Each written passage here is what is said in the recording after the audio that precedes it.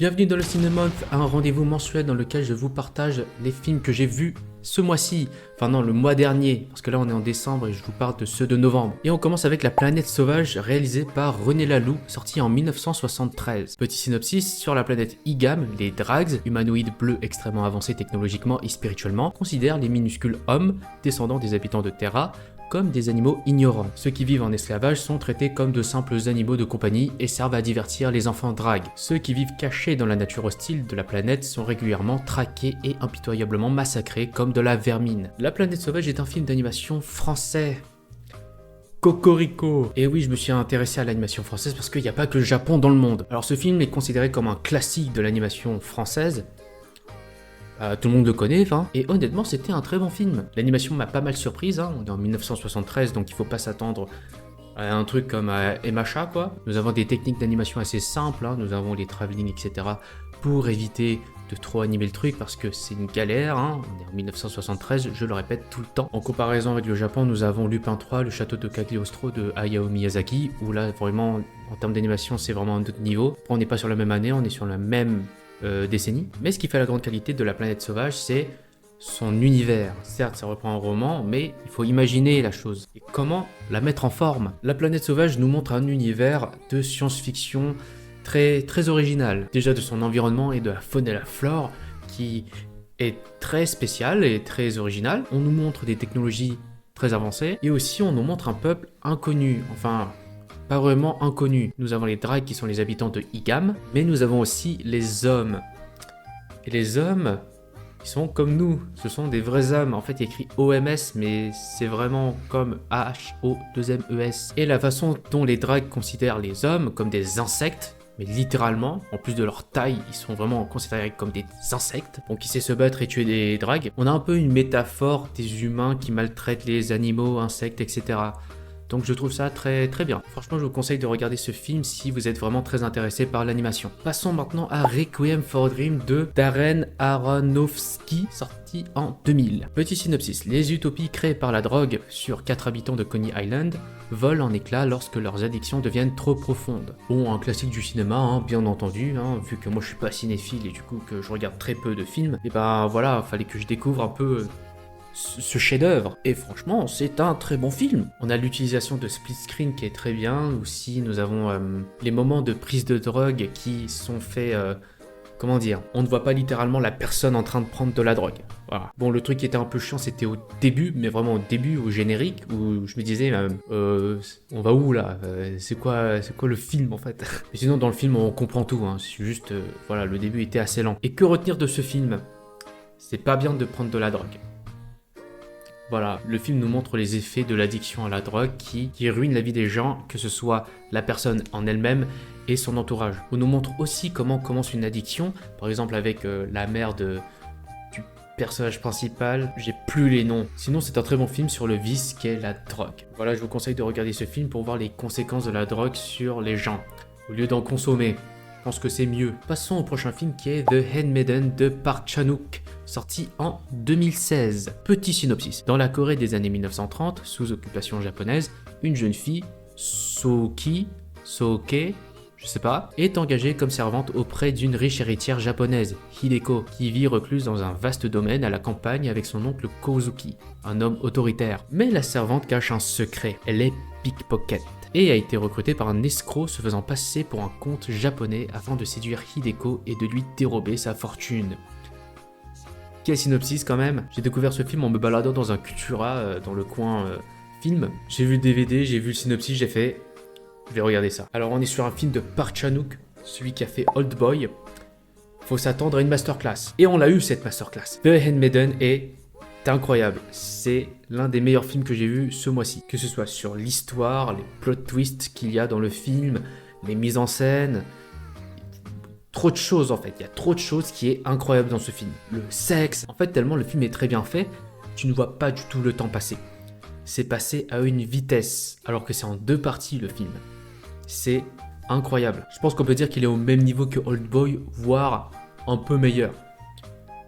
Voilà, celui-là je vous conseille mais vraiment fortement, je vous oblige même à regarder ce film. Il est incroyable. Et je vais regarder beaucoup de films de Park Chan-wook parce que j'adore ces films. J'en ai vu que 2, mais j'adore ce film. Bon, prochain film, c'est un court-métrage. 3 minutes. Pouparia, réalisé par Shingo Tamagawa, sorti en 2020. Alors celui-là, vous pouvez le trouver sur YouTube très facilement. Bon, il y a des gens qui disent que c'est le meilleur film, etc. Alors qu'il dure que 3 minutes, c'est le meilleur film du monde. Waouh. Mollo mollo. Alors Pouparia est la première œuvre de Shingo Tamagawa. Et ce petit court-métrage, c'est un peu pour show off ses capacités. Alors j'ai pas encore vu la vidéo making of de son court-métrage, qui a l'air intéressante. Je vous invite à regarder si vous avez vu le court-métrage. Mais d'après ce que j'ai compris, ce court-métrage c'était pour dire, les gars, moi aussi je vais être réalisateur, regardez ce que je peux faire. Et ben c'est très très bien. Ce petit court-métrage nous montre l'imaginaire de ce mec. Et on voit beaucoup d'inspiration de Miyazaki, enfin Hayao Miyazaki, pas Goro. Parce que lui, il en a pas trop. Et en seulement 3 minutes, on peut voir l'énorme potentiel que ce mec a. Je ne vais pas dire que le film est incroyable pour le pousser à faire bien meilleur.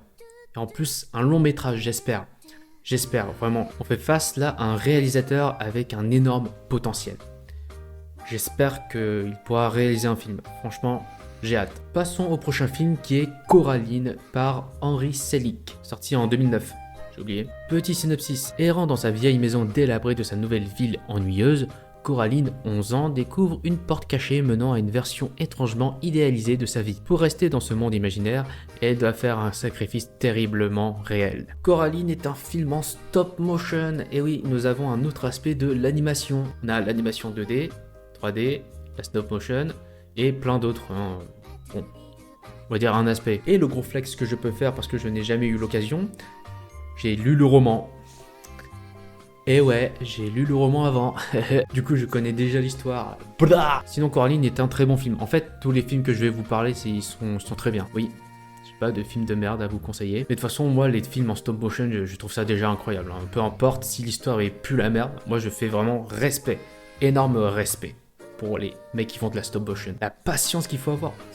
En tout cas, ce film est une excellente adaptation, sauf que je préfère le roman. Et ouais, je peux le dire. Putain. Passons aux autres films parce que là, il y en a 2 parce que c'est à peu près la même chose. La bergère et le ramoneur, sorti en 1952, et Le roi et l'oiseau, sorti en 1980 par Paul Grimaud. Oui, les deux sont faits par la même personne. Petit synopsis. Une jeune bergère et un ramoneur projettent de se marier et s'échapper aux griffes d'un roi tyrannique amoureux d'elle. Aidé par la ruse d'un moqueur effronté, l'ennemi juré du roi, qui est un oiseau. Alors pourquoi j'ai regroupé ces deux films? Parce que c'est la même chose. C'est la même histoire.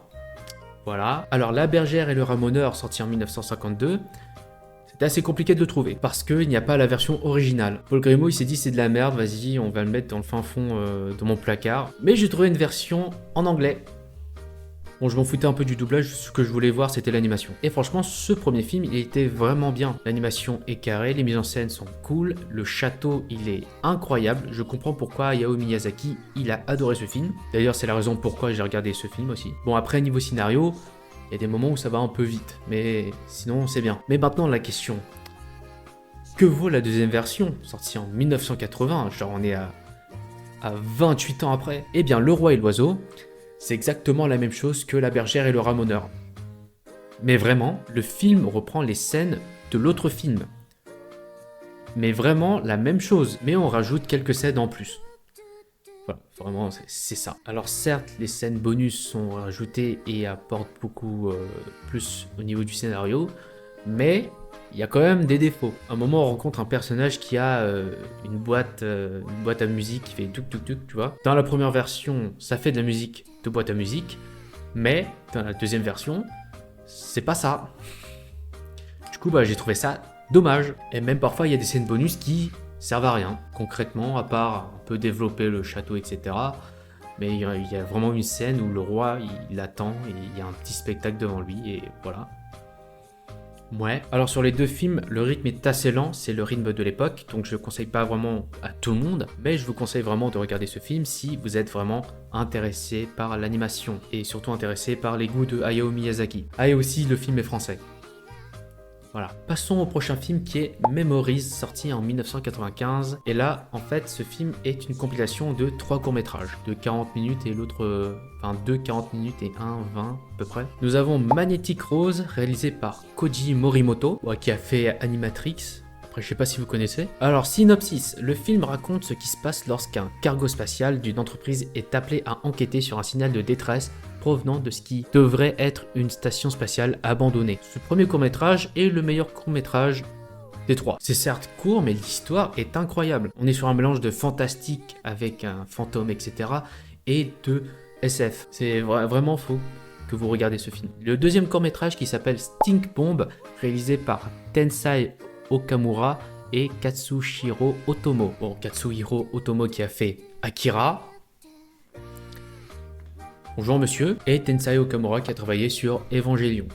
Neon Genesis Evangelion. Alors, petit synopsis. Après avoir avalé un comprimé qu'il croyait être un médicament contre le rhume, un jeune chimiste japonais se transforme accidentellement en une arme biologique redoutable, dégageant une odeur qui plonge instantanément dans l'inconscience tous ceux qui l'entourent. Le problème, c'est qu'il ne s'en rend pas compte, et personne ne parvient à rester éveillé assez longtemps pour lui expliquer ce qui se passe. Bon, en gros, c'est l'histoire d'un mec qui pue. Comparé au premier court-métrage, on est plus sur de la comédie. Après, pour ma part, il est moins bien que le premier.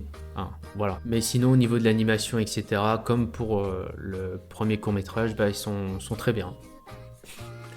Voilà, c'est cool. Et le troisième court-métrage, le dernier, qui est Cannon Fodder, réalisé par Katsuhiro Otomo, celui qui a fait Akira, parce qu'en fait, il a travaillé sur 2 courts-métrages en même temps. Petit synopsis. Dans une ville fortifiée en guerre perpétuelle, la vie de chacun dépend de l'entretien et du tir des énormes canons qui constituent la majeure partie de la cité. Presque chaque bâtiment est équipé de canons de calibres variés, capables de tirer d'énormes obus par-dessus les remparts. L'histoire est centrée sur un jeune garçon et son père, simple canonnier. Alors ce court-métrage est très différent graphiquement par rapport aux 2 autres, et ce court-métrage est en full travelling, transition, etc. C'est non-stop. Et je trouve ça trop fort. Par contre, la conclusion du court-métrage est pas ouf. Voilà. En tout cas, Memories, je vous conseille fortement de regarder parce que c'est très bien. Passons au prochain film qui s'appelle Angel's Egg, sorti en 1985. Ou en français, L'œuf de l'ange, je crois. Ce film est réalisé par Mamoru Oshii, celui qui a fait Ghost in the Shell. Le film d'animation. Petit synopsis. Dans les ruines d'une cité étrange, une jeune fille prend soin d'un énorme œuf qu'elle serre délicatement dans ses bras. Elle se lie d'amitié avec un garçon à la recherche d'un oiseau aperçu en rêve. Alors ce film, je le conseille pas vraiment à tout le monde, car c'est un film très lent et surtout très calme. C'est très calme. Alors il y a très peu de dialogues, mais ces dialogues sont vraiment très importants pour comprendre le film. Alors quand je l'ai vu, j'étais pas dans de bonnes conditions. J'ai regardé après manger, du coup digestion, j'étais fatigué. J'étais fatigué durant tout le film, mais c'est un excellent film. Vraiment, il est très bien. Et je pense que pour bien apprécier l'œuvre, il faut le regarder plusieurs fois pour bien comprendre l'histoire, ou surtout les enjeux.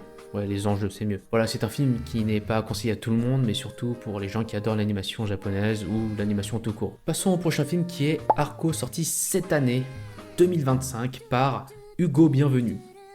Hugo Bienvenu. Je vanne pas. Petit synopsis. Arco, 12 ans, vit dans un futur lointain.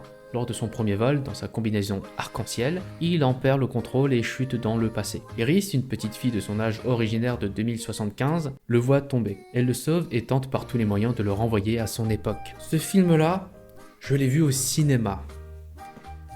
Yes! Et oui, je vais pas souvent au cinéma, et là, pour une fois que j'y suis allé pour un film d'animation, je suis content. Donc, Arco, film d'animation français. On voit dans le film qu'il y a quelques inspirations à la Miyazaki. Déjà sur les musiques, où là, je me suis dit, attends, ça ressemble pas à du Miyazaki, là, les musiques? Et aussi des thèmes abordés comme l'écologie, le fait qu'on ait des enfants comme protagonistes. Il y a quoi d'autre? Voilà, quoi, de très grandes inspirations. Alors, c'est très bien animé, graphiquement, on est sur quelque chose d'assez spécial, et franchement, ça rend le film assez unique. Mais ça aurait pu être mieux avec de meilleures mises en scène. Voilà, c'est le seul reproche que j'ai sur ce film. Sinon, l'histoire est assez mignonne, l'amitié entre un petit garçon et une petite fille. Voilà, je vous conseille de regarder ce film d'animation français qui est très bien. Passons au prochain film qui est Mind Game, sorti en 2004, réalisé par Masaaki Yuasa. Alors ce mec, je crois que c'est un fou. Vous direz pourquoi après. Petit synopsis. Nishi est un loser qui est amoureux de son ami d'enfance. Après une rencontre avec la mafia japonaise, il fait un aller-retour au paradis et se retrouve piégé dans un endroit encore plus improbable. Masaaki Yuasa est un énorme fou. Mind Game est un film d'animation japonais à la japonaise. Fou. C'est littéralement un film où on lui a dit, ta carte blanche, fais ce que tu veux. Il a fait ce qu'il voulait.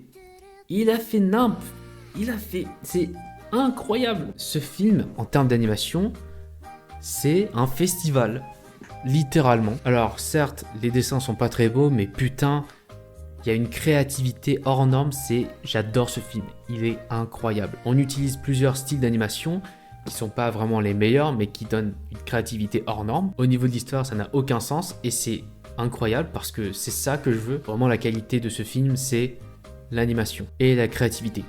Surtout ça. Vraiment, dans ce film, t'as des scènes normaux, et d'un coup, bam, comédie musicale. Voilà.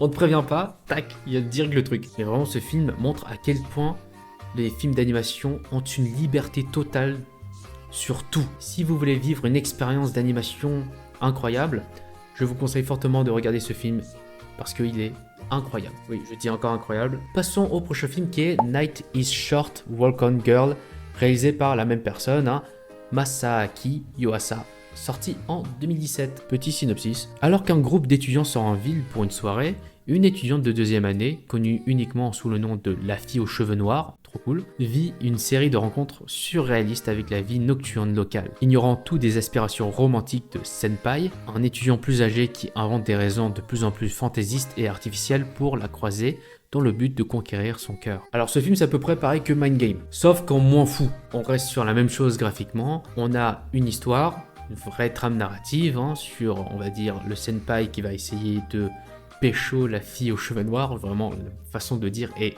catastrophique, mais on garde tout de même cette liberté de créativité artistique, je mets des mots qui n'ont aucun sens ensemble, qu'on peut voir de Mind Game. Voilà, ce film c'est à peu près pareil que Mind Game, en moins fou et en plus beau. Et comme tous les autres films, je vous conseille énormément de regarder ce film. Et maintenant passons au dernier film.